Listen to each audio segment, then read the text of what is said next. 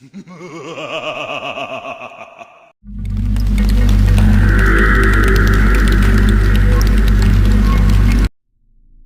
हूं कुंदन। ये बात तब की है जब मैं 9 साल का था और नाना जी की बरसी पर अपनी मम्मी के साथ उनके गांव गया था। गांव पहुंचते ही मम्मी और नानी एक दूसरे से बातें करने लग गई और मैं मौका देख के घर के बाहर चला गया। उस गांव के बारे में मैंने अपनी मम्मी से बहुत सारी बातें सुनी थी, इसलिए मुझे वो गांव देखने का बहुत मन था। पर सब कुछ बहुत अजीब सा था। दूर दूर तक एक आदमी दिखाई नहीं दे रहा था। ऐसा लग रहा था जैसे इस गांव में बस हमारा ही परिवार हो। कुंदन। हाँ, अरे अन्नू मासी, आप कहाँ थी? काम पे गई थी, अभी लौटी हूँ। तुम बाहर क्या कर रहे हो? अंदर चलो। हाँ, मैं वो गांव देख रहा था। सुबह देख लेना, अभी अंदर चलो। प्लीज मासी, मुझे ये पूरा गांव देखना है। इस गांव में देखने लायक कुछ भी नहीं है। मासी, कुछ तो होगा, आप घुमा दो ना थोड़ी दूर मुझे। मना किया ना मैंने, जिद मत करो और अंदर चलो। मासी प्लीज ना, वो सामने वाले बगीचे तक ही बस चलो ना। बगीचा ही तो नहीं जाना है। मतलब कुछ नहीं। पर मासी। कुंदन! कहा था ना अंदर चलने को। चलो, अब तो डांट भी पड़ेगी। तो मैं और मासी घर के अंदर चले गए और कुछ ही देर बाद मम्मी और नानी खाना खाकर सोने चली गईं और मैं मासी से बात करने लगा। मासी, इस गांव में लोग नहीं है क्या? क्यों? शाम में जब मैं बाहर था मुझे कोई भी नहीं दिखा था। ऐसा क्यों मासी? इस गांव में शाम के बाद लोग अपने घरों के बाहर नहीं निकलते हैं। क्यों? है कुछ वजह। क्या? कहा ना कुछ वजह है। क्या करेगा जान के? प्लीज मासी बताओ ना, मैं किसी को नहीं बताऊंगा। मासी बताओ ना, क्या वजह है? वजह बगीचा है। बगीचा? वो हमारे घर के पास वाला? उसका क्या मासी? वो बगीचा अच्छा नहीं है। मतलब कि उस बगीचे में कुछ है। क्या है? कुछ अजीब, कुछ ऐसी ताकत जो बुरी है। बुरी क्यों? क्योंकि आज तक उस बगीचे में जो भी गया वो कभी लौट के नहीं आया। क्यों? कहाँ गए वो लोग? कोई नहीं जानता, इसलिए उस बगीचे में नहीं जाना है। यहाँ तक कि शाम के बाद तो उसके आसपास भी कोई नहीं जाता, चाहे इंसान हो या जानवर। पर क्यों मासी? कहते हैं वो बगीचा लोगों को अपने पास खींच लेता है। खींच लेता है? पर कैसे? उस बगीचे के पास जाते ही अजीब आवाजें सुनाई देने लगती हैं, जैसे तुम्हें बुला रही हो। वहां पर हमेशा कोहरा रहता है, चाहे मौसम कैसा भी हो। कभी बगीचे के अंदर से किसी की चीख सुनाई देती है तो कभी किसी के हंसने की आवाज। ये तो बहुत डरावना है मासी। अजीब बात तो ये है कि इतनी डरावनी आवाजें सुनने के बाद भी इंसान उस बगीचे की ओर खिंचा चला जाता है। और एक बार किसी ने उस बगीचे के अंदर कदम रख दिया तो उसके बाद उसका लौटना मुश्किल है। इसलिए शाम के बाद कोई भी गांव वाला बगीचे की तरफ नहीं जाता और ना ही हम घर के बाहर निकलते हैं। पर मासी, ये सब बातें सच है क्या? ये कोई मजाक नहीं है कुंदन। पिछले साल ही 2 लोगों ने उस बगीचे में जाने की बेवकूफी की थी। फिर? वो लोग आज तक लापता हैं। पर मासी, वो बगीचा ऐसा क्यों है? मुझे ठीक से तो नहीं पता, पर बड़े बुजुर्ग कहते हैं कि कुछ साल पहले उस बगीचे में गांव के बहुत सारे लोगों ने एक साथ आत्महत्या कर ली थी। एक ही साथ? एक ही रात में लगभग पूरा गांव खत्म हो गया था। पर उन्होंने ऐसा क्यों किया मासी? कुछ साल पहले गांव में एक जमींदार हुआ करता था। उसने धोखे से सभी गांव वालों की जमीन पर कब्जा कर लिया था। गांव वालों ने उसके खिलाफ बहुत आवाज उठाई, कोर्ट कचहरी के चक्कर भी काटे, पर फिर भी कुछ नहीं हुआ। फिर क्या, गांव वालों के पास और कोई चारा नहीं बचा तो अंत में उन सब ने मिलकर उसी बगीचे में जाकर आत्महत्या कर ली। मासी, उस जमींदार का क्या हुआ? हाँ? रात हो गई है, हमें सो जाना चाहिए। पर मासी, उस जमींदार का क्या हुआ? पता नहीं। पर मासी। कहा ना पता नहीं। अब इस बारे में और बातें नहीं, रात बहुत हो चुकी है, जाओ जाकर सो जाओ। मासी, आप उस बगीचे में गए हो? पागल हो गए हो क्या? मैंने कहा ना, उस बगीचे के आसपास कोई नहीं जाता। तुम अपना दिमाग कम लगाया करो, समझ गए? जाओ, जाकर सो जाओ, रात बहुत हो गई है। मासी से बात करने के बाद मेरे दिमाग में उस बगीचे को लेकर और भी सवाल उठ रहे थे। मेरा मन अब भी उन बातों को मानने को तैयार नहीं था। इसीलिए उस रात जब सब लोग सो गए तो मैं अकेला ही उस बगीचे की तरफ निकल गया। वहां पहुंचने पर मुझे कुछ घर दिखे जो बिल्कुल बगीचे के सामने थे। उन घरों को देखकर ऐसा लग रहा था मानो वो कई दिनों से बंद पड़े हों। दरवाजों पर मकड़े के जाले लग चुके थे और लगभग पूरे घर की दीवार पर जंगली घास उग चुकी थी। पर फिर भी उन घरों के बाहर एक लालटेन लटकी हुई थी। मुझे यह देखकर थोड़ा अजीब लगा। मैंने सोचा, भला इन घरों में लालटेन किसने जलाई होगी, यहाँ तो कोई रहता भी नहीं है। मैं उन घरों को देख ही रहा था कि तभी बगीचे का दरवाज़ा दीवार से टकरा गया और रात के सन्नाटे में वो आवाज़ पूरे गांव में गूंज गई। आवाज़ के शांत होने पर मेरा ध्यान बगीचे की ओर जाने वाले रास्ते पर गया। पूरे रास्ते में सूखे पत्ते बिखरे पड़े थे और घास इतनी बढ़ गई थी कि ज़मीन देख पाना मुश्किल था। और उस बगीचे के अंदर के पेड़ अंधेरे और कोहरे के बीच छुप से गए थे।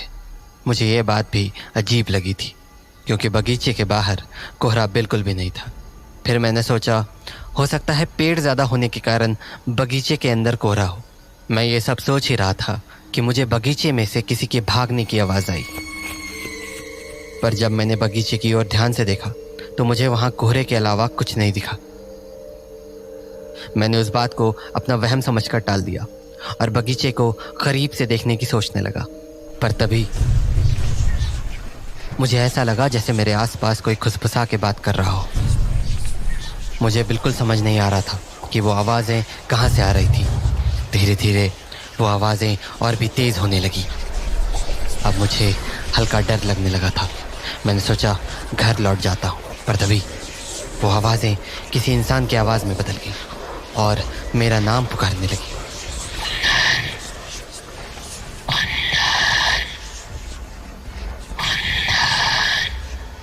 मेरी हालत खराब हो रही थी। मैं वहाँ से भागना चाहता था पर मेरे पैर मानो जम से गए थे और धीरे धीरे करके वो आवाज़ें और भी तेज़ हो रही थी।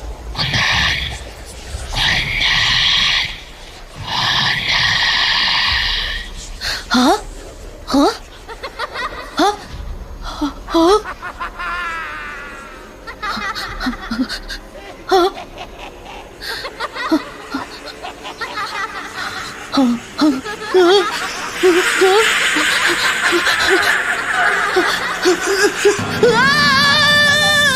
कुंदन, मासी, क्या कर रहे हो तुम यहाँ? पागल हो गई हो क्या? मासी, तुम्हें पता भी है ये कितनी खतरनाक जगह है? मासी, मैं वो खड़े खड़े मेरा मुंह क्या देख रहे हो? चलो यहाँ से। मासी, कहा ना, यहाँ से चलो, जल्दी चलो। जिस तरह से मासी मुझे वहाँ से घर लेकर आई थी, मुझे समझ आ गया था कि मैंने कोई बहुत बड़ी गलती कर दी है। पर मैं ये समझ नहीं पा रहा था कि आखिर मासी इतनी डरी हुई क्यों थी। अगले दिन मासी और मम्मी को किसी काम से मार्केट जाना था तो वो मुझे नानी के पास छोड़ गए। मम्मी मासी को गए काफ़ी टाइम हो चुका था तो मैं खाना खाने के लिए किचन में जाकर नानी के पास बैठ गया। पर मैं अभी भी मासी की बताई बातों के बारे में सोच रहा था तो मुझे लगा क्यों ना नानी से ही सच पूछ लूं। नानी, क्या बगीचे में जाना मना क्यों है? मतलब? हाँ, बगीचे में कोई भी नहीं जाता ना। किसने कहा? वो मासी कह रही थी। ये सब फालतू चीजें हैं, समझा? इन बातों पर ध्यान मत दे। नहीं नानी, मासी कह रही थी वहाँ पर लोगों ने आत्महत्या कर ली थी किसी जमींदार के कारण। अरे क्या जमींदार के कारण? वो लोग कुछ काम वाम करते थे नहीं, खाने वाने को होता नहीं था तो मर गए भूखमरी से। इसमें जमींदार की क्या गलती? ओ, और जमींदार? क्या जमींदार? जमींदार का क्या हुआ? क्या मतलब क्या हुआ? कुछ नहीं हुआ, क्या होगा? मतलब वो कहाँ है अभी? कहाँ रहेगा? यही है, इसी गांव में। पर तू छोड़, तू नहीं समझेगा। क्या नहीं समझूंगा? बताओ ना नानी, कहाँ है वो जमींदार? अरे क्या करेगा जानकर, तुझे थोड़ी दिखेगा वो। हाँ, क्यों नहीं दिखेगा? बस ऐसे ही। अब बातें मत कर और खाना खा, नानी, पर वो है कहाँ? बताओ ना। अरे यहीं तो बैठा है तेरे बगल में, तुझे ही देख रहा है। हाँ, मेरे बगल में? नानी क्या बोल रही हो? ओफो, मैंने पहले ही बोला था ना कि तुझे नहीं दिखेगा। अब ज्यादा सवाल मत कर। पर कहा ना, दिमाग मत लगा, चुपचाप खाना खा और सो जा जाके। हाँ। मुझे नानी की बातें अजीब लगने लगी थी, तो मैंने जल्दी से खाना खाया और खटिया पर जाकर लेट गया। पर मेरे दिमाग में अब भी नानी की कही बातें चल रही थी। मैं यही समझने की कोशिश कर रहा था कि आखिर नानी की बातों का मतलब क्या था, और वो ऐसा क्यों कह रही थी कि जमींदार मेरे बगल में ही बैठा था। इन्हीं बातों को सोचते हुए पता नहीं कब मेरी आंख लग गई। नींदों में मुझे कुछ आवाजें सुनाई दी, पर मैं समझ नहीं पा रहा था कि वो क्या कह रही है। पर तभी ऐसा लगा जैसे कोई मेरा नाम पुकार रहा है। कुंदन बेटा, पहचाना मुझे? हाँ?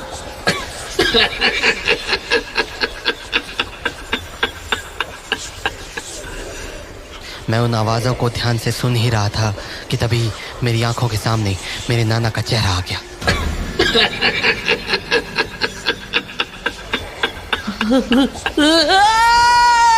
और मैं चीख कर बिस्तर से उठ गया, और जैसे ही मैंने नजरें घुमाई तो देखा कि मेरी नानी मेरे खटिया के ठीक बगल में ही बैठी थी।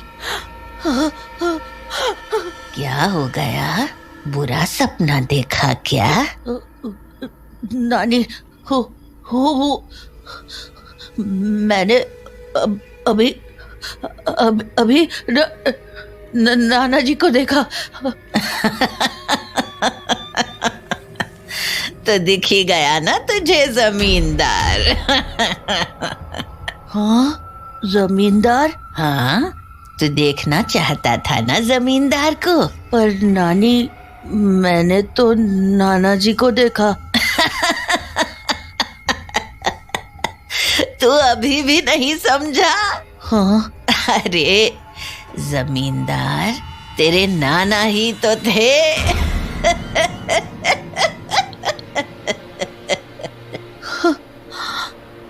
मुझे ये तो नहीं पता कि जमींदार वाली कहानी की असलियत क्या थी, पर उस रात के बाद मैं इतना तो ज़रूर समझ गया था कि वो गांव सचमुच भूतिया था, और उसका कुछ ना कुछ संबंध मेरे नाना नानी से ज़रूर था।